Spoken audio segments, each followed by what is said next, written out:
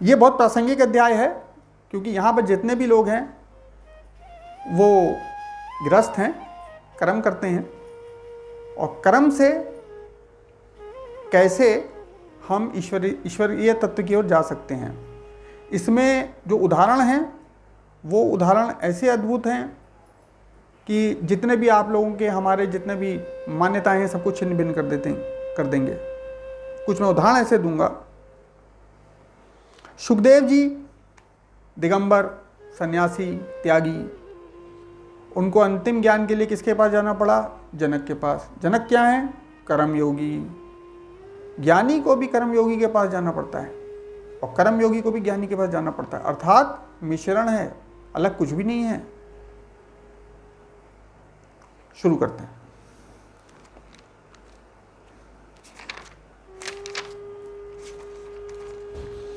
अथ तृतीयो अध्याय। अर्जुन उवाच ज्यायसी चेत कर्मणस्ते मता बुद्धिर्जनार्दन तत्किं कर्मणि घोरे माम नियोजसी केशव।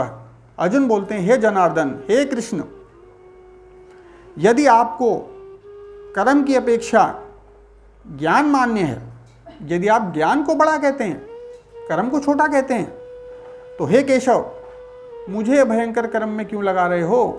मुझे क्यों कह रहे हो ये कर्म करो? अभी तक कृष्ण ने यह बताया है समत्व बुद्धि, ज्ञान। तो अब तक अर्जुन को ही समझ में आया है कि ज्ञान का मतलब कर्म नहीं करना, कर्म का त्याग करना। तो मुझे कर्म में क्यों लगा रहे हो, अगर आप कहते हो ज्ञान श्रेष्ठ है? अब ये सामान्य प्रश्न है जो हम सबके हृदय में आते हैं। व्यामिषेण एव वाक्येन बुद्धि मोहसी में तदेकम वद निश्चित येन श्रेयो हमाप्नुयाम। अर्थात आपके वचन बड़े मिश्रित हैं, कहीं तो ज्ञान बोलते हो फिर कर्म डाल देते हो, कहीं कर्म बोलते हो फिर ज्ञान डाल देते हो। अभी तो उसको पता नहीं है, कृष्ण ने अभी दो ही चीजें ली हैं इस कर्म योग में। कृष्ण अभी आगे भक्ति भी डालने वाले हैं, अभी तो वो दो में ही कंफ्यूज हो गया है। तो आप मिले हुए वचनों से मेरी बुद्धि को भ्रमित कर रहे हैं। आपके वचन बड़े मिश्रित हैं, मुझे समझ में नहीं आ रहा। एक बात को कहो जिससे मैं कल्याण की ओर जा पाऊं। श्री भगवान वाच लोके अस्मिन् द्विविधा निष्ठा पुरा प्रोक्ता मया नघः ज्ञान योगेन सांख्या नाम कर्म योगेन योगी नाम। भगवान बोलते हैं कि अभी तक दो प्रकार की निष्ठाएं मैंने मोटे तौर पे बताई हैं आपको। जो सांख्य योगी अर्थात ज्ञान योगी, सांख्य योगियों की निष्ठा तो ज्ञान योग से बताई है और सामान्य योगियों की निष्ठा कर्म योग से बताई है। मोटे तौर पे आप एक चीज समझिए, चाहे ज्ञान योग करोगे चाहे कर्म योग करोगे, अकर्ता भाव तो लाना ही पड़ेगा।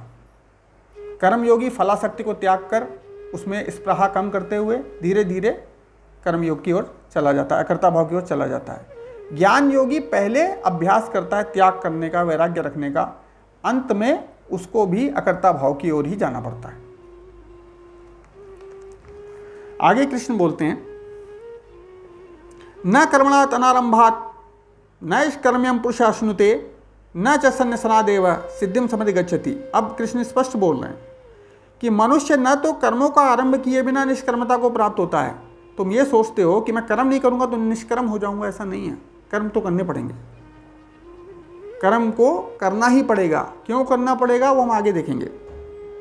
और न कर्मों के त्याग से ज्ञान योग को प्राप्त होता है। अगर ज्ञान योगी भी है तो कर्मों का त्याग से वो उसको कुछ नहीं मिलेगा और न वो कर सकता है। तुम निष्कर्म हो ही नहीं सकते। हृदय तो चलता ही रहता है, पलकें तो झपकती ही रहती हैं, पानी तो पीना ही पड़ता है, मलमूत्र तो त्यागना ही पड़ता है। तो कर्म से मुक्त हो ही नहीं सकते, कर्म तो सबको करना पड़ेगा। न ही कश्चित् क्षणमपि जात उत्तिष्ठ कर्म कृतः कार्यते ही वशः कर्म सर्वः प्रकृति जय गुणः। कोई भी मनुष्य किसी भी काल में क्षण मात्र भी बिना कर्म किए नहीं रहता, कुछ न कुछ करता रहता है। क्योंकि व्यवस्था है। सारा समुदाय, सारा मनुष्य समुदाय प्रकृति जनित गुणों द्वारा कर्म करने के लिए बाध्य किया जाता है। आगे कृष्ण ये बताएंगे कि उन कर्मों में जो विकल्प मिलता है ना, ज्ञानी के पास मात्र इतना है कि वो उसको सोच के उन विकल्पों में से श्रेष्ठ विकल्प चयन कर ले, करना पड़ेगा। ज्ञान का फायदा यही होता है। कर्मेंद्रियाणि संयम्य आस्ते मनसा स्मरण इंद्रियार्थान विमूढ़ात्मा मिथ्याचार से उच्यते। आगे भगवान बोलते हैं जो जबरदस्ती अपने को कर्मों से रोकता है, कर्मेंद्रियों को रोक लेता है पर मन में चिंतन करता रहता है, वो दम्भी है, वो पाखंडी है। क्योंकि मन से तो चिंतन कर रहा है, कर्मेंद्रियों को रोक के क्या हुआ? निष्काम तो हुआ ही नहीं। निष्काम ही निष्कर्म है, कर्म नहीं करना निष्कर्म नहीं है। समझ में आ रहा है? स्पष्ट है? यस्तेन्द्रियाणि मनसा न्यम्यारभते अर्जुन कर्मेंद्रिय कर्म योगम असक्तः स विशेषते। जो पुरुष मन से इंद्रियों को वश में करके अनासक्त हुआ इंद्रियों द्वारा कर्म का आचरण करता है, वही कर्मयोगी है, वही श्रेष्ठ है। अर्थात कर्म करे, कौन सा कर्म करे हम आगे देखेंगे। कर्म करे, आसक्ति को न्यून करे, एकदम से न्यून नहीं होगी, अभ्यास करना पड़ेगा। थोड़ा थोड़ा आसक्ति को न्यून करे और धीरे धीरे वो निष्कर्मता या निष्कामता को एक्चुअली प्राप्त होगा, वास्तविकता में ये होगा। नियतम कुरु कर्म त्वम कर्म ज्यायो ही कर्मणः शरीर यात्रा पिचा तेना प्रसिद्ध येद कर्मणः। अब करना क्या चाहिए, क्या करें? तो भगवान बोलते हैं तू शास्त्र विहित कर्तव्य कर्म कर। अर्थात शास्त्र जो बताए, ड्यूटीज जो आ जाएं उनको करो। क्योंकि कर्म नहीं करोगे उससे अच्छा तो कर्म करना है, कुछ ना कुछ तो करोगे, इससे अच्छा ड्यूटीज करो, कर्तव्य करो। बेकार के कर्म क्यों करना? शास्त्र जो बता रहा है वो करो, अशास्त्रीय कर्म क्यों करना? क्योंकि कुछ ना कुछ तो करोगे। क्योंकि कर्म न करने की अपेक्षा कर्म करना श्रेष्ठ है, और कर्म नहीं करोगे तो तेरा शरीर निर्वाह भी सिद्ध नहीं होगा। यज्ञ अर्थात कर्मणोन्यत्र लोकोयम कर्म बंधनः तदर्थम कर्म कौन्तेय मुक्त संगः समाचरः। समझते हैं? यज्ञ के निमित्त किए जाने वाले कर्मों से अतिरिक्त दूसरे कर्मों से लगा हुआ यह मनुष्य समुदाय कर्मों से बनता है। यज्ञ क्या है? यज्ञ क्या है? यज्ञ अर्थात परमेश्वर, यज्ञ अर्थात कर्तव्य, यज्ञ अर्थात परोपकार। यज्ञ के निमित्त किए जाने वाले कर्मों से अतिरिक्त दूसरे कर्मों से लगा हुआ मनुष्य समुदाय कर्मों से बनता है। अतः तू उस यज्ञ के निमित्त ही, इस यज्ञ के निमित्त भी अनासक्त होकर कर्म करना।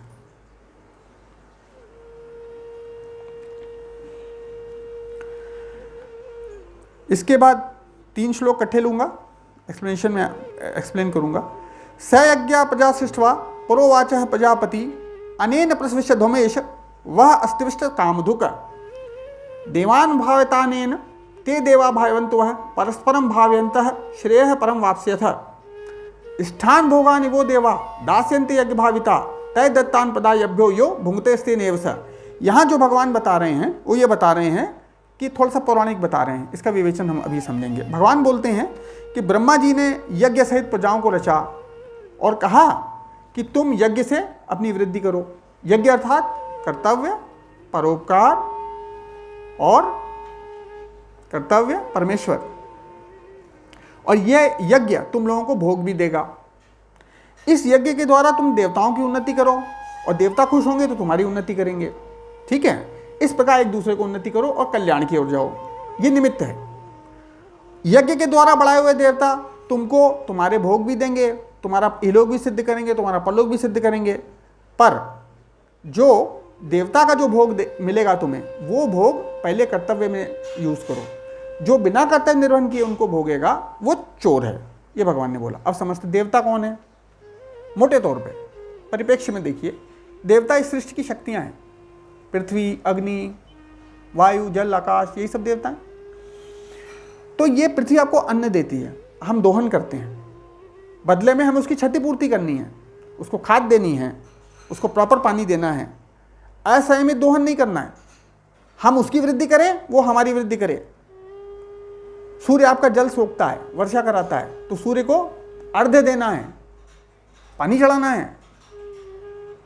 ये पूरा का पूरा एनवायरमेंटल साइंस छुपी हुई है इसमें। जो कृष्ण बोल रहे हैं गीता में, पूरा का पूरा पर्यावरण ज्ञान छुपा हुआ है इसमें, जो हम लोग नहीं करते हैं और हम इधर उधर भटक रहे हैं। देवता आपकी वृद्धि करेंगे, आप देवता की वृद्धि, आप मात्र दोहन करोगे तो उसका परिणाम आपको भोगना पड़ेगा। जल का कोप, पृथ्वी का कोप भूकंप में आता है, जल का कोप जलमग्नता में आता है, आकाश का कोप। तो इसीलिए कृष्ण बता रहे हैं कि करना पड़ेगा। हम क्या करते हैं, यज्ञ को हम छोड़ देते हैं। एक बहुत छोटी सी स्टोरी भी मैं इसमें लेता हूं, मैसेज है, छोटी सी स्टोरी है कि एक गांव में सूखा पड़ गया। सूखा पड़ गया तो एक बहुत बड़े तपस्वी थे, उन तपस्वी ने कहा कि भाई मैं साधना करता हूँ, बताता हूँ फिर। तो एक ईश्वर का दूत आया उनके पास, वो बोला कि भाई एक कुआं है, ये वाला कुआं, इस कुआं में सबको एक एक लोटा दूध डालना है, सबको, हर घर से एक लोटा दूध आएगा। उसने कहा ठीक है, और कल प्रातः बहुत बारिश होगी अगर ऐसा कर दिया आप लोगों ने। एक बुढ़िया थी, कंजूस थी, उसने कहा सब तो डाल ही रहे हैं, अरे यज्ञ है ना, सभी डाल रहे हैं, मैं क्यों, मैं तो एक पानी का लोटा डाल देती हूँ। उसने एक लोटा पानी का डाल दिया, बारिश नहीं हुई और सब कुआं देखने गए। भाई कुएं में क्या है, देखा तो वहां पानी ही था, दूध था ही नहीं। अर्थात सबने यही सोच के एक एक लोटा पानी डाल दिया। ये हमारे लिए यज्ञ है, क्योंकि जो सबके लिए काम होता है वो हमारे लिए नहीं होता।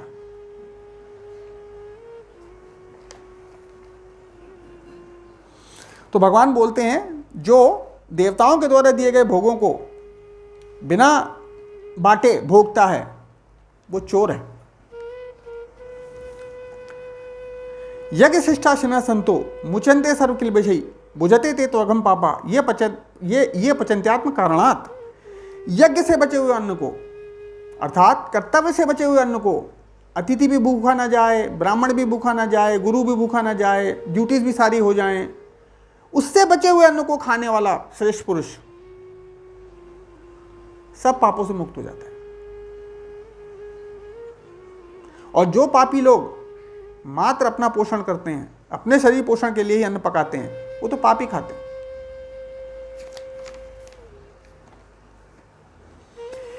अब यज्ञ में परमेश्वर कैसे स्थित है इसकी साइंस समझिए, ये कृष्ण बता रहे हैं।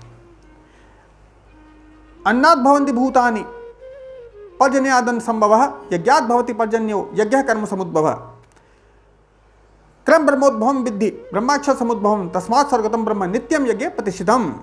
सारे प्राणी अन्न से उत्पन्न होते हैं, क्योंकि हमारे शरीर की वृद्धि अन्न से होती है। हमारा जो शरीर है वो अन्नमय शरीर है जो दिखता है, स्थूल शरीर। तो शरीर की वृद्धि अन्न से होती है। अन्न कैसे होती है? संयमित वर्षा से, वृष्टि से। अगर बहुत ज़्यादा वर्षा हो गई तो बाढ़ आ जाती है, बहुत कम वर्षा हो गई तो सूखा पड़ जाता है। तो अन्न की उत्पत्ति वृष्टि से होती है। वृष्टि कैसे होती है? यज्ञ से होती है। यज्ञ अर्थात जो आप अगर सदाचार करेंगे, अच्छे कर्म करेंगे, ड्यूटीज़ करेंगे, ईश्वर को प्रसन्न रखेंगे, गुरु को प्रसन्न रखेंगे, देवताओं को प्रसन्न रखेंगे, माता पिता को प्रसन्न रखेंगे, तो वृष्टि संयमित होगी। वृष्टि यज्ञ से होती है। और यज्ञ किसने बताया करना है? शास्त्रीय निर्देश है कि कर्तव्य कर्म करने हैं, सब करना है। तो यज्ञ शास्त्रीय कर्मों से उत्पन्न होने वाला है। कर्म समुदाय किसने बताए? वेद ने बताए। वेद कहाँ से आया? ईश्वर की निश्वास है। ईश्वर ने जो निश्वास छोड़ी, वो जो बड़े बड़े ज्ञानी ऋषि गण थे, उन्होंने निश्वासों को पकड़ के जो है ध्यान में जाके उनका विवेचन किया, तो वेद निकले। ठीक है, तो कर्म समुदाय वेद से आया। वेद परमात्मा की निश्वास है। तो इसका मतलब ये हो गया कि परमात्मा ही यज्ञ में प्रतिष्ठित है। मतलब ये जो अगर आप ऐसा करोगे तो परमात्मा के निमित्त ही जाएगा सारा। स्पष्ट? एवं प्रवर्तितम चक्रम नानुवर्त्यति अघायुर इंद्रिया नामो मोघम पार्थ स जीवति। जो पुरुष इस लोक में इस परंपरा से प्रचलित सृष्टि चक्र के अनुकूल नहीं बरतता है, नहीं काम करता है, ऐसे कर्तव्य का पालन नहीं करता है, वो इंद्रियों के द्वारा भोगों में रमण करने वाला पापायु पुरुष व्यर्थ ही जीता है। वो पशु जी रहा है, जो न कर्तव्य निर्वहन करता है, न परमात्मा के निमित्त कर्म करता है, न परोपकार करता है। वो जी क्यों रहा है? वो तो पशु भी कर रहा है, खाना मिला लड़ लड़ लड़ा के खा लिया, दूसरे को खाने नहीं दिया, वो तो पशु भी कर रहा है।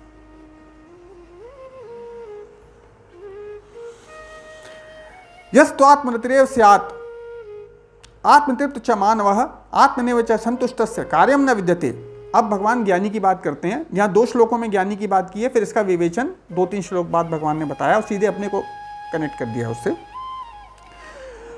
जो आत्मा में रमण करने वाला व्यक्ति है, अर्थात जीवन मुक्त, अर्थात जिसको कुछ ना कुछ कृपा हो गई है, वैसे पुरुष के लिए कोई कर्तव्य नहीं है, क्योंकि आत्मा भी तृप्त है, आत्मा भी संतुष्ट है। कर्तव्य कुछ नहीं है उसके लिए, ड्यूटी कोई नहीं है उसके लिए। नैव तस्य किते नार्थो न किते नेह कश्चन न चास्य सर्वभूतेषु कश्चित् दर्द व्यपाश्रय। उस महापुरुष का, उस महात्मा का इस विश्व में न तो कर्म करने से कोई प्रयोजन है, न कर्मों को न करने से कोई प्रयोजन है, चाहे करे चाहे ना करे, और क्योंकि उसका स्वार्थ कहीं नहीं है, स्वार्थ से भी कोई उद्देश्य नहीं है। अब अर्जुन को बताते हैं, तस्मात् सक्तः सततम कार्यम कर्म समाचरः असक्तो ही आचरण कर्म परमाप्नोति पुरुषम। तुझे क्या करना है? तुझे अभी, तू उस स्टेज पे नहीं है, तुझे कर्तव्य कर्म करने हैं।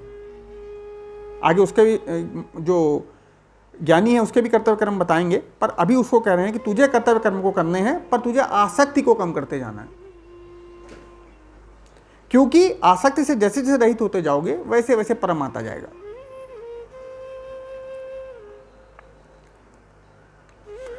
कर्मणा ही संसिद्धिम आस्थिता जनकादय लोक संग्रह में वापि संपश्यन कर्तुमर्हसि। जनक आदि ज्ञानी जन, क्यों मिश्रित बात की है कृष्ण ने, यहाँ स्पष्ट हो रही है। जनक आदि ज्ञानी जन, जनक को ज्ञानी बोला है। जनक शास्त्री रहे हैं, राजऋषि बोले गए हैं, राजा होते हुए भी ऋषि बोले गए हैं। उसके बाद ब्रह्म ऋषि अष्टावक्र से ज्ञान प्राप्त किया तो विदेह हो गए, तो ज्ञानी तो हैं। पर उनका उदाहरण देते हुए कृष्ण बोल रहे हैं, जनक आदि ज्ञानी जन भी आसक्ति रहित कर्म द्वारा ही परम सिद्धि को प्राप्त हुए, अर्थात ज्ञानी होते भी कर्म किए। इसलिए मैं मिश्रित बोल रहा हूं। गृहस्थ के लिए ज्ञान भी चाहिए, और वो भी एम्पल अमाउंट में, और एम्पल अमाउंट में मतलब गृहस्थ के लिए 50-50 चाहिए।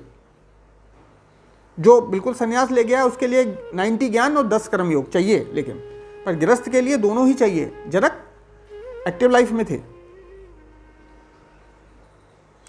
जनक आदि ज्ञानी जन भी आसक्ति रहित कर्म द्वारा ही परम सिद्धि को प्राप्त हुए थे।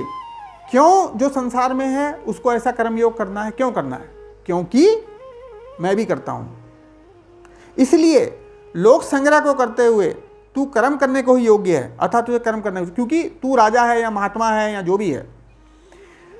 कुछ लोगों के लिए तू मान्य है, तुझे एग्जाम्पल मानते हैं वो। अगर तू गलत करेगा तो तेरे को कोट करके वो भी गलत करने लगेंगे, तो तू मात्र अपना गलत नहीं करेगा, तू गलत दिशा देने वाला बनेगा कि वो भी तो काम नहीं करता।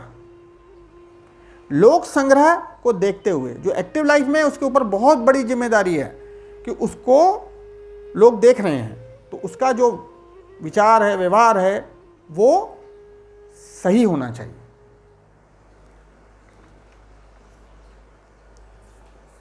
क्योंकि जो सन्यासी है वो कहीं ना कहीं कुछ ना कुछ समाज छोड़ता है। कर्मयोग उसको भी चाहिए, लेकिन उसका प्रपोर्शन बहुत कम है। पर जो निष्काम कर्मयोगी है वो समाज में रहता है, तो उसको अपने उदाहरण से लोगों को, उसको लोग देख रहे हैं, लोगों को पतित नहीं करना चाहिए। अतः ज्ञानी और निष्कामी ही समाज के प्राण हैं। इनके अभाव में शवता है, इनके होने पर ही शिवता है।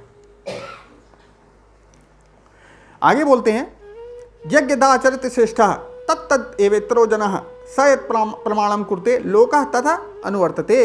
श्रेष्ठ पुरुष जो जो आचरण करता है, आप देखो जहां का राजा पतित होता है ना, वहां की प्रजा भी पतित हो जाती है। श्रेष्ठ पुरुष जो जो आचरण करता है, अन्य पुरुष भी वैसा वैसा ही आचरण करते हैं। वह जो प्रमाण कर देता है, सारा मनुष्य समुदाय उसके अनुसार ही बढ़ता है। आइडियल बोलते हैं ना, इसलिए जिसके ज़्यादा फॉलोअर हों उसको अपने आचरण को बहुत शुद्ध रखना चाहिए। एक हमारे साइंटिफिकली बोलते हैं फैक्ट और परसेप्शन। फैक्ट में भी आप सही होने चाहिए और परसेप्शन भी आपका सही जाना चाहिए। ऐसा नहीं मैं तो सही हूँ, परसेप्शन, क्योंकि आप फिर गलत दिशा देंगे। परसेप्शन भी आपका सही जाना चाहिए और असली में भी आप सही होने चाहिए। ये कर्मयोगी के लिए इंपॉर्टेंट है।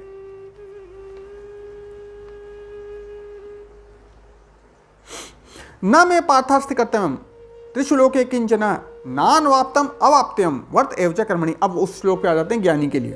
हे अर्जुन, इन तीनों लोकों में न तो मेरे लिए कोई कर्तव्य है, न कोई ऐसी वस्तु है जो अप्राप्त है, पर फिर भी मैं कर्म में ही बरतता हूं। क्यों भाई? आगे सुनते हैं। यदि यदि ही अहम न वर्तेयम जात कर्म तंद्रितः मम वर्तमान वर्तन्ते मनुष्या पार्थ सर्वशः। क्योंकि हे पार्थ, यदि मैं सावधान होकर कर्मों में न बरतूं तो बड़ी हानि हो जाएगी। क्योंकि बहुत मनुष्य, समस्त मनुष्य मेरे ही मार्ग का अनुसरण करते हैं। अभी भी जिसको ज्ञान नहीं है ना, वो क्या बोलता है, आप ध्यान दीजिए, अरे कृष्ण की तो इतनी रानियां थी तो मैंने भी 2 रानियां रख ली तो क्या है, ऐसा बोलता है। ठीक है ना? ईश्वर को गलत कोट करता है। जैसे जो मदिरा पान करने वाला है, बोल अरे वो शिव जी भी तो करते हैं, गलत कोट करता है। शिव तो बोले हैं, तो उन्होंने देखा जब भूत और असुर मेरी पूजा कर रहे हैं तो भूतनाथ रूप में आ गए।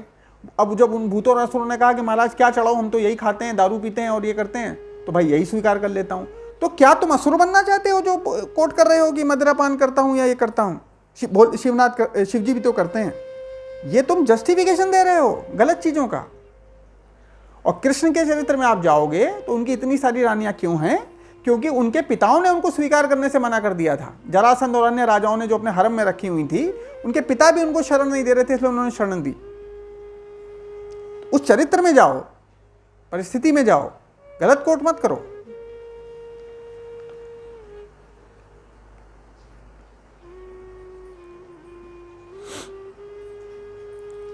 आगे चलते हैं। आज मैं एक बहुत क्रांतिकारी स्टोरी सुनाऊंगा महाभारत की, इसी अध्याय में। इसका जिस्ट उठाइएगा, इसका लेफ्ट राइट मत जाइएगा, क्योंकि क्या है, अर्थ का अनर्थ बहुत लोग लगाते हैं। जो चिंतन की दिशा मैं दे रहा हूं, उस चिंतन की दिशा में ही जाइएगा। वही वास्तविक धर्म है, जो कृष्ण से रिलेट करूंगा जो बोल रहे हैं। उत्सी देव में लोकान कुर्याम कर्म चेदहम संकर से करता श्याम उपन्याम इमा प्रजा। यदि मैं कर्म न करूं तो सारे मनुष्य नष्ट भ्रष्ट हो जाएं, और मैं संकरता का करने वाला हूं। यहाँ संकर जो वर्ड है वो अवांछित समुदाय के लिए हुआ है, मतलब वो जो अनडिजायर्ड पीपल। अगर मैं ही जो है गलत व्यवहार करूं तो मेरे को देख देख के जो मेरे फॉलोअर्स हैं वो भी गलत सिस्टम इस्टेब्लिश कर देंगे, और मैं एक ऐसा समुदाय बना दूंगा जो गलत गलत काम करेगा। तो इसलिए मैं कर्म करता हूं। अब ज्ञानी को क्या करना चाहिए ये बता रहे हैं। अच्छा, एक मैं बहुत इंपॉर्टेंट घटना आपको बताना भूल गया। सुखदेव जी जो ब्रह्म ज्ञानी थे, जो दिगंबर घूमते थे, पूरा जीवन उन्होंने जो है वानप्रस्थी में ही बिताया। व्यास महाराज ने बोला कि अंतिम शिक्षा जनक से लेके आओ। वो कथा आपने कई बार सुनी है, मैं यहाँ जोड़ रहा हूँ। अब जो लोग इनको अलग अलग मार्ग मानते हैं, तो एक सन्यासी, एक ज्ञान योगी, कर्म योगी के पास क्यों जा रहा है? व्यास महाराज को ऐसा क्या पड़ा है भेजने के लिए? क्योंकि कृष्ण ने इसी का निष्पादन किया है इसमें। जो बहुत सारे लोगों ने, बहुत सारे विवेचकों ने अलग अलग मार्ग बता दिए, ऐसा है नहीं। इसलिए कृष्ण मिश्रित वर्ड यूज कर रहे हैं यहाँ पर। फिर जब सुखदेव जी जाते हैं, उनको वो कर्मयोग समझाते हैं जनक, है ना, उसके बाद सुखदेव जी पूर्ण होते हैं अपनी उसमें। इसलिए सुखदेव के गुरु भी जनक बोले गए हैं।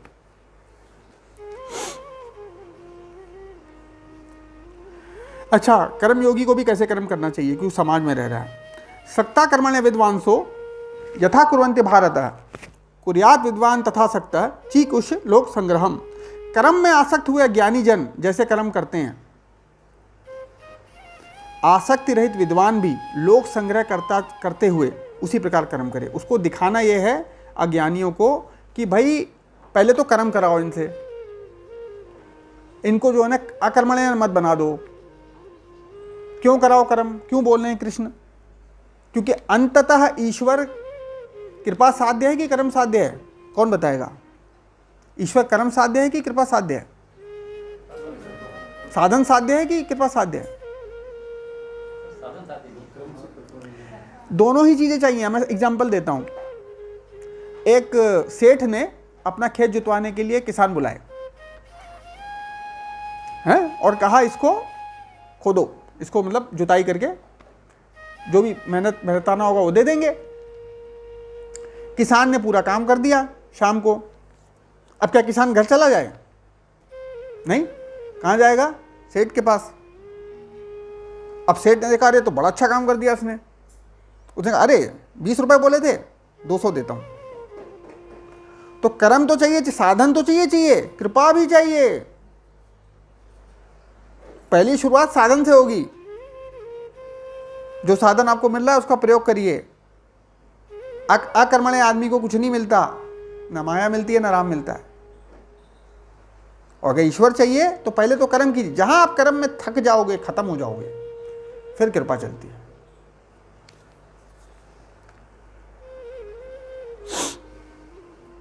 क्यों? क्योंकि वो दिशा भ्रष्ट ना हो, इसलिए वो कहते हैं कि वो उनको बहाना मिल जाएगा कर्म नहीं करने का। अरे ये तो ज्ञानी है, ये तो कर्म ही नहीं करता, तो हम भी नहीं करें, हम तो इसके फॉलोअर हैं। तो इसलिए वो कहता है कि अज्ञानियों को दिखाने के लिए वो उसी तरीके से कर्म करे जिस तरीके से अज्ञानी करते हैं किसी चीज़ को प्राप्त करने के लिए, पर धीरे धीरे दिशा दे, उत्तरोत्तर काम करना है उनके ऊपर।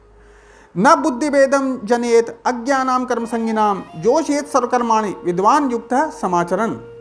परमात्मा में स्थित ज्ञानी पुरुष को भी चाहिए कि वो सकाम कर्मों में आसक्ति वाले अज्ञानियों की बुद्धि में भ्रम न पैदा करे, कर्मों में अश्रद्धा न पैदा करे, पर उससे भली भांति कर्म कराए। मतलब उसको धीरे धीरे धीरे दिशा दे, क्योंकि एकदम से तो वो भी बेकार हो जाएगा।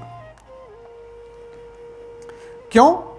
प्रकृते क्रियमाणानि गुणे कर्माणि सर्वशः अहंकार विमूढ़ात्मा कर्ता हमिति मन्यते। क्योंकि सारे के सारे कर्म हमें लगता है हम कर रहे हैं, प्रकृति के गुणों द्वारा ही किए जाते हैं।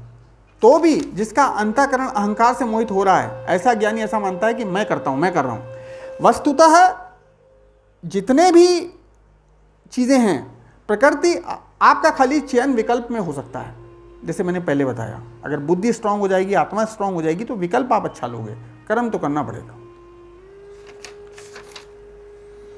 तत्वित्तु महाबाहो गुण कर्म विभागयो गुणा गुणेषु वर्तन्ते इत मत्वा न सज्जते।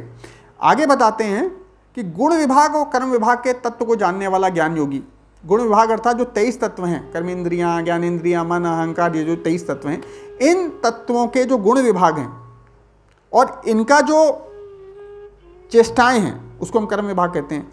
इनसे अपने आप को अलग मानना ही इनका तत्व जानना है कि भाई गुण गुण में बरत रहे हैं, ये ड्यूटी आई, मैंने ड्यूटी कर दी, मैंने क्या कर दी, उसके निमित्त कर दी, अब मैं अलग हूं, इसका भोग जो है मेरे से लेना देना नहीं है, मैं तो अकर्ता हूं। प्रकृते गुण सम्मूरा सजनते गुण कर्मसु तान कृतस्न विदो मंदान कृतस्न विन विचालेत। प्रकृति के गुणों से जो मोहित हैं, जो सोचते हैं मैं करता हूं, मैं ही पूरा संसार चला रहा हूं, और जो कर्मों में आसक्त रहते हैं, उन पूरी तरह न समझने वालों को ज्ञानी विचलित न करे। अज्ञानियों को उत्तरोत्तर दिशा देनी है, एकदम से घात नहीं करना है, उनकी मान्यता भी। आगे भगवान ने इस कर्मयोग में भक्ति डाल दी है। आगे एक साधन और उन्होंने बताया है, मैं सर्वाणि कर्माणि सन्स्याध्यात्म चेतसा निराशी निर्ममो भूत्वा युद्धस्व विगज्वला। मुझ अंतर्यामी परमात्मा में लगे हुए चित्त द्वारा सारे कर्मों को मुझ में अर्पण करके, मुझ में अर्पण करने का मतलब ही अकर्ता भाव है। मतलब भक्ति से भी अकर्ता भाव सिद्ध हो रहा है, ज्ञान योग से भी अकर्ता भाव सिद्ध हो रहा है, कर्म योग से भी अकर्ता भाव। अंत क्या है? अकर्ता भाव, जो है परमात्मा है। संपूर्ण कर्मों को मुझ में अर्पण करके आशा रहित, ममता रहित होकर युद्ध कर। ये में मत मिदम नित्यम अनुतिष्ठन्ति मानवः सदावन्तो अनसूयन्तो मुचन्ते तेपि कर्म भी। जो भी मनुष्य इसमें मेरे कथन में दोष नहीं देखता और श्रद्धा रखता है, श्रद्धा अर्थात भक्ति रखता है, वो अपने कर्मों से छूटने लगता है। अर्थात ज्ञान के आगे श्रद्धा चाहिए और श्रद्धा के आगे ज्ञान। साइंस में भी क्या है, कुछ मान्यता अजम्पशंस मान लिए, ये सिद्ध कर दिया, अब इसके आगे फिर कुछ मान लिया, वो सिद्ध कर दिया। थ्योरम्स में क्या होता है, पहले कुछ अजम्पशंस होते हैं, फिर वो प्रूव होती है। ये तो दब्यसूयन्तो नान तिष्ठन्ति मे मतम सर्वज्ञान विमूढ़ान तान विधि नष्टान चेतसः। पर जो मनुष्य मुझ में दोष लगाता है या मेरे चीज़ों को गलत दिशा में लेके जाता है, मुझ पे दोषारोपण करता है, वो मोहित है और वो नष्ट ही होगा, उसका कोई कुछ नहीं कर सकता।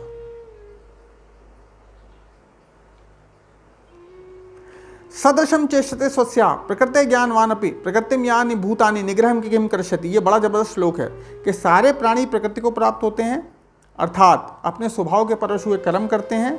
ज्ञानवान भी अपनी प्रकृति के अनुसार चेष्टा करता है, किसी का हट क्या करेगा। ज्ञानवान के लिए बोल रहे हैं कि ज्ञान मात्र इतना बताता है कि क्या उचित है और क्या अनुचित। अब भी ज्ञानी को कर्म योग करना ही है। वो जिसको उचित समझे अपने ज्ञान से उसका वर्ण कर ले, कर्म त्याग नहीं सकता। अतः निष्कर्मता मात्र निष्कामता से संभव है। निष्कर्मता का जो हिंदी अर्थ है कि कर्म नहीं करना, वो अध्यात्म अर्थ नहीं है। इंद्रियस्य इंद्रियस्य अर्थे राग देशो व्यवस्थितौ तयोन वशमागच्छतो हि अस्य परिपंथनौ। हर एक इंद्रिय के अंदर, इंद्रिय के अर्थ में राग और द्वेष छुपा हुआ है। मनुष्य को उस पर दृष्टि रखनी चाहिए, कब भ्रमित कर दे, उन दोनों का वश में नहीं होना चाहिए, क्योंकि यही उसका कल्याण मार्ग में बाधा डालेगा। श्रेयान स्वधर्मो विगुण है पर धर्मात्सु अनुष्ठितात् स्वधर्मे निधर्म श्रेय पर धर्मो भयावह। यह बड़ा जबरदस्त है। दूसरे का धर्म बहुत बड़ा है। अब धर्म क्या है, ये बड़ा प्रासंगिक है। दूसरे का धर्म बड़ा आकर्षित करता है, परंतु अच्छी प्रकार आचरण में लाए हुए दूसरे के धर्म से गुण रहित भी अपना धर्म अति उत्तम है। ये चिंतन का श्लोक है। अपने धर्म में तो मरना भी कल्याणकारक है, दूसरे का धर्म भय को देने वाला है। अर्थात कोई भेड़ शेर की खाल पहन ले तो शेर नहीं बन जाएगा, उसको अपना भेड़ का धर्म ही करना पड़ेगा। एक महाभारत में कथा आती है, बड़ी जबरदस्त कथा, इसको आप लोग ध्यान से सुनिएगा। ये क्रांतिकारी कथा है, ये क्रांतिकारी कथा है, परंतु इसका अनर्थ नहीं लेगा कोई भी। जो दिशा में दे रहा हूँ उसी दिशा में जाएंगे, क्योंकि हम लोग निरंतर सत्संग सुन रहे हैं। मैं मानता हूँ ज़्यादातर लोग वही हैं जो सत्संग हमसे सुनते हैं, तो एक स्तर तो आ ही गया है। तो अब ये स्तर है उस कथा को बताने का। बहुत गौण स्तर वाले व्यक्ति को ये कथा बताने लायक नहीं है।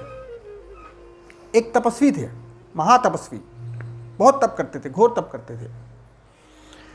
एक बार तप में बैठे थे तो एक बर्ड ने, एक बगुली ने उनके ऊपर बीट कर दी। महातपस्वी ईश्वर की आराधना में लीन, बगुली ने बीट कर दी। पूरा इतनी ज़्यादा बीट थी कि पूरा बहुत क्रोध आया, और क्रोध में आके उन्होंने उस बगुली को देखा। बगुली जल गई, जल के कांपती हुई उसने प्राण त्याग दिया। वही तपस्वी भिक्षा मांगने के लिए एक गृहस्थ के घर गए और आवाज लगाई, भिक्षाम दे। अंदर से किसी स्त्री की आवाज आई, आती हूं महाराज। पर वो स्त्री बहुत देर तक नहीं आई, बहुत विलंब हो गया। तपस्वी के क्रोध का ठिकाना नहीं था। बहुत देर बाद वो स्त्री आई, भोजन लेके आई और प्रणाम करते हुए बोला, महाराज देर हो गई, विलंब हो गया, भोजन ग्रहण करें। तो तपस्वी ने कहा, तुम्हें पता नहीं कौन तुम्हारे द्वार पे खड़ा है? उस गृहिणी ने कहा, नहीं महाराज मुझे पता है, पर मैं अपने वृद्ध पति की सेवा में लगी हुई थी। मैं वृद्ध पति की सेवा में लगी हुई थी महाराज, तो इसलिए विलंब हो गया। तुम्हें दंड मिलेगा इसका, तपस्वी कहता है। क्या कहते हैं? तुम्हें इसका दंड मिलेगा। तो वो गृहस्थिन कहती है, अब उसको भी क्रोध आ जाता है। कहती है, महाराज मैं पातिव्रत्य को ही स्वधर्म मानती हूं, मैं अपने धर्म के निर्वहन में लगी हुई थी। हाँ, अब आपने ऐसी बात कही है तो याद रखिए, मैं वो बगुली नहीं हूं जो आपकी क्रोधाग्नि से मैं जल जाऊंगी। अब तपस्वी हिल गया, ये क्या बोल रही है स्त्री, इसको कैसे पता वो बगुली मैंने जलाई थी? उसकी जमीन हिल गई, उसको आश्चर्य हुआ, वो आश्चर्य से उसको देखने लगा। कहने लगा, महाराज आप मुझे वो बगुली मत समझिएगा, और महाराज एक आपको चीज बता रही हूं, आपके लिए बड़ी उपयोगी है। ये जो तप आपने किया है ना, इस तप से अपने क्रोध को जलाइए। आपको वास्तविक धर्म की शिक्षा चाहिए तो आप एक व्याध के पास जाइए,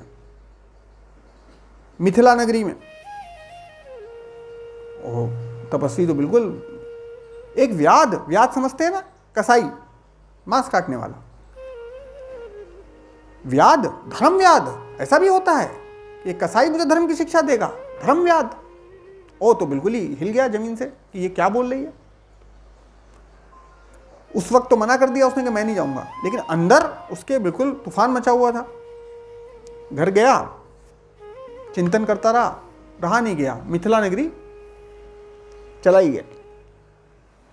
मिथिला नगरी पहुंचा, वहां जो मीट वीट की दुकानें होती थी वहां पहुंचा। वहां देख ही रहा था कि कौन है, तो एक व्यक्ति वहां से खड़ा हुआ अपनी दुकान से, अरे आप आ गए, उसी गृहस्थी ने भेजा ना आपको, आइए आइए। दूसरा आश्चर्य कि इसको कैसे पता कि मैं आने वाला हूं। खैर उसको तो बड़ी तपस्वी था, उसको बड़ी परेशानी हुई, मीट वीट सब, भाई वो तो प्योर वेजिटेरियन सो कॉल्ड। तो वहाँ वो बैठ गया, लेकिन उसको बड़ी परेशानी हुई, लेकिन फिर भी जिज्ञासा इतनी बड़ी थी उसकी ये जानने की कि ये मुझे क्या बताएगा। वो वहाँ बैठ गया। उसने अपने सारे जितने भी निष्पादन कार्य थे, कर्तव्य पेंडिंग थे, उसको सारे निपटाए और बोला महाराज ये स्थान आपके लिए उपयुक्त नहीं है, आप घर चलिए, वहाँ बात करेंगे। घर ले गया, और जब वो घर ले गया, घर इतना स्वच्छ, सुगंधित, सुंदर कि आप पूछिए नहीं। घर के अंदर ले गया, घर में सबसे पहले जाके उसने देखा, उसने अपने वृद्ध माता पिता को पैर छुए, उनका हालचाल पूछा, उनको खाना दिया। उसके बाद वो तपस्वी के लिए खाना ले आया। ये अलग बात है तपस्वी ने खाना नहीं खाया। फिर उसने सेवक से हालचाल पूछा कि तुम्हें कोई दिक्कत, ये वो सब कुछ। एक कोई भिखारी आया था, उसको उसने भिक्षा दी। जो सब देने के बाद जो बचा वो उसने अपने भोजन के लिए रखा।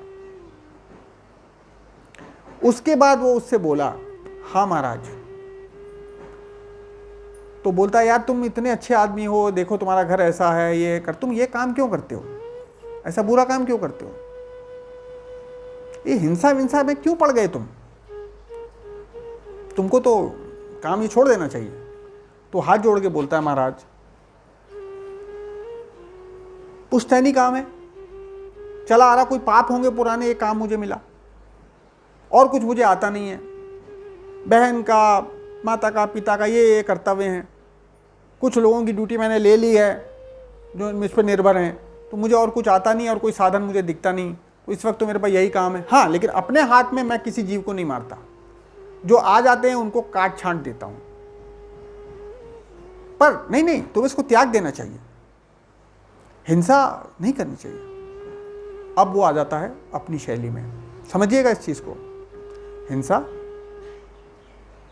ठीक है महाराज, मैं तो परवश हूं, मेरे पास और कोई काम मुझे आता नहीं है, मैं तो निर्भर हूं, लेकिन महाराज हिंसा कहां नहीं हो रही। किसान जब हल चलाता है तो कितने जीवों की हिंसा कर देता है। व्यक्ति जब पृथ्वी पर चलता है तो कितने जीवों की हिंसा हो जाती है। आज अभी आप जब बैठे हो, कितने जीवों की आपने हिंसा कर दी है। जब आप लकड़ी की सामग्री बनाते हो तो कितने पेड़ों की हिंसा कर देते हो। हिंसा कहां नहीं हो रही। पर महाराज वास्तविक हिंसा क्या है। आप मुझे कह रहे हो अहिंसक बन जाओ, आपने ऐसी कितनी बगुलियों को मार दिया, आप मुझे हिंसा के लिए कह रहे हो। तो महाराज वास्तविक हिंसा क्या है। ये तो मेरे ऊपर कुछ प्रारब्ध बन के आ गया कि मुझे कर्तव्य कर्म के रूप में लेना पड़ गया। पर आपके पास चयन था महाराज, आपके पास सिलेक्शन था, आपने कितनी बगलियों को मार दिया। महाराज वास्तविक हिंसा क्या है। हिंसा वो है जो दर्प में भरकर, क्रोध में भरकर, स्वार्थवश और छद्म धर्म के लिए की जाए, वो हिंसा है। धर्म, अब उसकी जिज्ञासा जाग गई है, तो बहुत बड़ी बात कह दी इसने। बोला धर्म क्या है।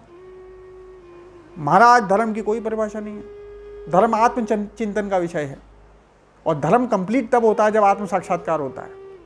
और जो भी साधन आपको आत्म साक्षात्कार की ओर ले जाए वही धर्म है, और कुछ भी धर्म नहीं है। तपस्वी की जमीन हिलती जा रही थी। अब इसका अंत स्टेटमेंट सुनिएगा धर्म याद का।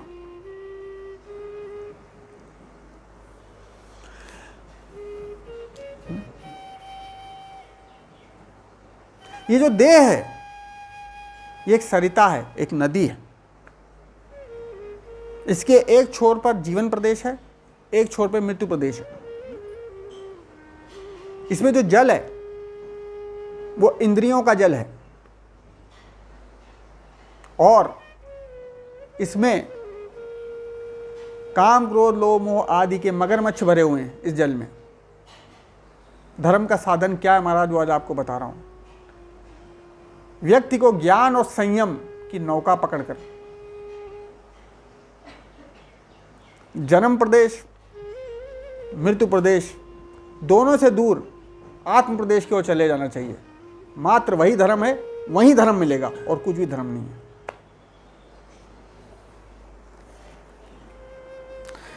कृष्ण कहते हैं स्वधर्म निधम श्रेय परधर्मो भयावह।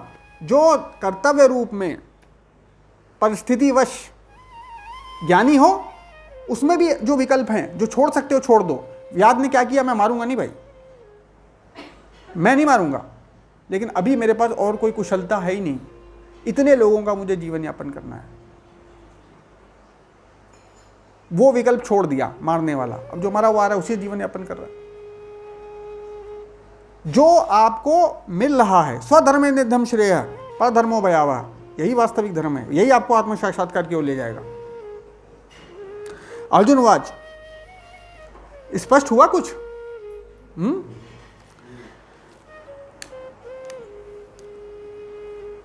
ये महाभारत की कथा है। अथ केन प्रत्ययोयम पापम चरते पूर्षः अच्छिन्नपि वासने बलादेव नियोजिता। अर्जुन बोलते हैं, हे कृष्ण, फिर यह मनुष्य न चाहता हुआ भी बलात् किससे प्रेरणा पाकर पाप का आचरण करता है? पाप का सिलेक्शन हम क्यों करते हैं? कोई चीज तो हमको उद्वेलित करती होगी कि पाप हमारे पर विकल्प हैं। जो ज्ञान को बढ़ावा देगा वो उत्तम चयन करेगा, जो ज्ञान को बढ़ावा नहीं देगा उसके यहाँ काम बैठा रहेगा। तो काम किसको सेलेक्ट करेगा? पाप को सेलेक्ट करेगा। श्री भगवान वाच, काम एष क्रोध एष रजोगुण समुद्भवः महाशनो महापापना विद्या निमिह वैरिणम। भगवान बोलते हैं ये जो काम है ना, जो रजोगुण से उत्पन्न होता है, यही क्रोध बन जाता है और यही अभिमान बन जाता है। अगर मैंने कामनाएं की, ये मिल जाए, ये मिल जाए, ये मिल जाए, मिल गया, अभिमान आ गया, यार मैं तो सब पा लिया, यही काम अभिमान बन गया। और चाहिए, तृष्णा भी बन गया। और मुझे नहीं मिला, इसकी वजह से नहीं मिला, इस पे क्रोध आ गया। तो यह काम ने रूप बदल लिया। यह काम ही है, यह महापेटू है, बहुत खाने वाला है। यह काम ही ईर्ष्या बनता है, यह काम ही क्रोध बनता है, यह काम ही वासना बनता है। यह बहुत खाने वाला और बड़ा पापी है, यह भोगों से भरता नहीं है, यही बैरी है। अतः इस पे दृष्टि रख। कृष्ण कह रहे हैं कैसे मैं कंट्रोल करूं? अर्जुन पूछ रहे हैं, काम पे दृष्टि रख। अब कृष्ण बता रहे हैं कि कैसे सात्विक को, राजसी को, तामसी को ये काम जो है भ्रमित करता है। धूम्नावृत बहिनः यथा दशो मलेंच तथोल्बेनावृतो गर्भः तथा तेनेदम आवृतम। जैसे धुएं से अग्नि ढक जाती है, मैल से दर्पण ढक जाता है, जेर से गर्भ ढक जाता है, वैसे ही काम ज्ञान को ढक लेता है। सात्विक के लिए धुएं से जैसे अग्नि ढक गई है, मतलब बीच में अग्नि दिखती रहेगी, उसको कम प्रयत्न करना है। सात्विक को अभिमान हो जाता है बस, और कुछ नहीं। राजसी को दर्पण पर जैसे मैल जम गया, रगड़ाई करनी पड़ेगी, रगड़ाई करनी पड़ेगी, ज्ञान की रगड़ाई करनी पड़ेगी। और तामसी को तो पूरा जेर और गर्भ का जो होता है ना, पूरा पकड़ के बैठा होता है, उसमें बहुत दिक्कत है, ठीक है। उसका काम जो है बड़ा मजबूत होता है तामसी का। तो आवृतम ज्ञान में तेन ज्ञानिनो नित्य वैरणा काम रूपेण कौन्तेय दुष्पुणेनान लेन च। इस अग्नि के समान कभी न पूरे होने वाले काम रूप ज्ञानियों के बैरी के द्वारा ज्ञान ढकाओ। कृष्ण कह रहे हैं ये काम पूरा नहीं होता। बहुत सारे कथित पंथियों ने लोगों को आकर्षित करने के लिए बोल दिया कि जो है इंद्रिय सुख भी मिलेगा और ईश्वर भी मिलेंगे। कृष्ण कह रहे हैं ये काम अग्नि जो है ना, भोगों से और बढ़ती है, खत्म नहीं होती। ज्ञान बड़ा कर लो, काम से तो सीमित हो जाएगी।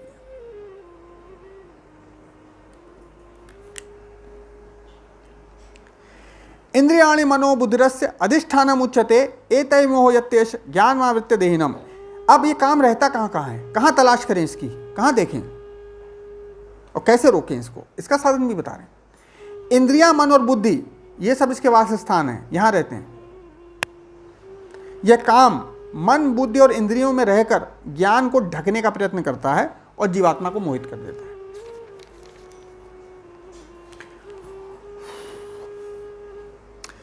तस्मात् त्वम् इंद्रियाणि आदौ नियम्य भरतर्षभः पाप मानम पजेहिनम ज्ञान विज्ञान नाशनम। इसलिए अर्जुन क्या क्या काम करना है, जहां जहां ये बैठा हुआ है, किसी शत्रु को मारना है तो उसके ठिकानों का पता करते हैं। पुलिस को चोर को पकड़ना होता है तो चोर कहां कहां स्थान पर छुपा हो सकता है ये पता करते हैं।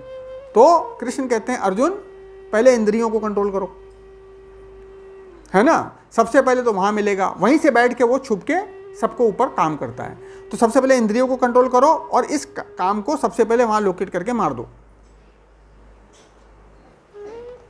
अब कैसे लोकेट करें, कौन सा अस्त्र लगाएं, वो भी कृष्ण बता रहे हैं। इंद्रियाणि पराणि आहु इंद्रियभ्यः परम मनः मन सस्तु परा बुद्धियो बुद्धे परतस्तु सः। इंद्रियां जो हैं वो आपके शरीर से, देह से पर हैं। पर अर्थात सूक्ष्म, श्रेष्ठ और बलवान। मतलब देह को कंट्रोल करना है तो इंद्रियों से कंट्रोल किया जा सकता है। इंद्रियों को कंट्रोल करना है तो इंद्रियों का राजा मन है। मन इंद्रियों से पर है। पर अर्थात श्रेष्ठ, सूक्ष्म और बलवान। और मन से पर बुद्धि है। मन को कंट्रोल करना है तो बुद्धि पे जाना पड़ेगा। पर बुद्धि सद्बुद्धि बने या कुबुद्धि बने, इसके लिए क्या करना पड़ेगा, आत्मा को कंट्रोल करना पड़ेगा। पर आत्मा तो सो रही है, आत्मा कैसे जागृत होगी, उसको ज्ञान का पेय पिला के उठाना पड़ेगा। जब आत्मा बुद्धि को कंट्रोल करेगी, बुद्धि मन को कंट्रोल करेगा, मन इंद्रियों को कंट्रोल करेगा, देह स्वतः कंट्रोल में आ जाएगी और काम का नाश हो जाएगा। क्लियर?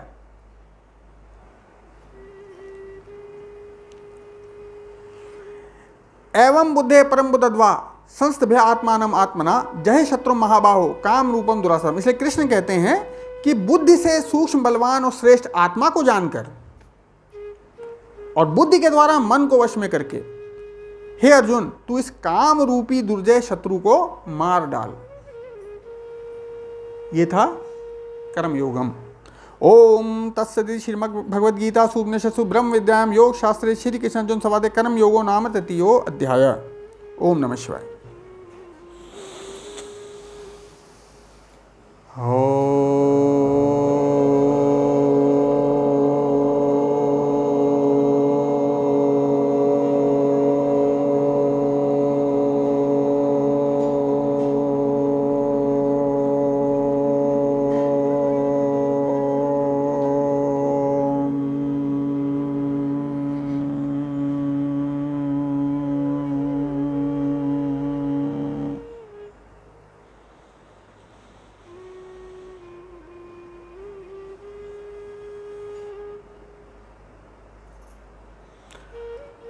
वापस आइए, लंबी सांस लीजिए।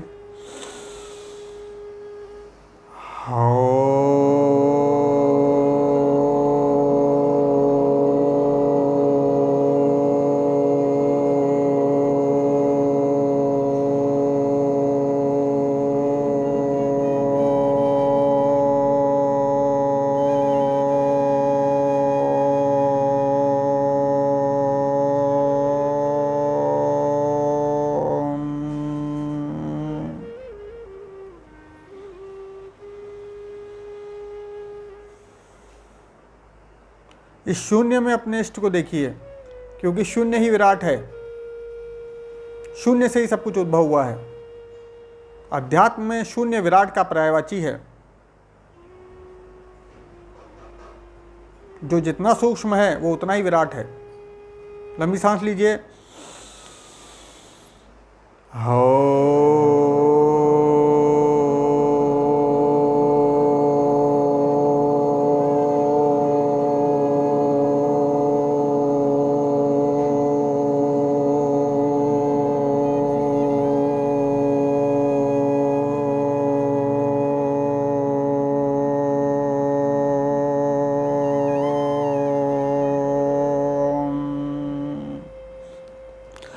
ओम नमः शिवाय।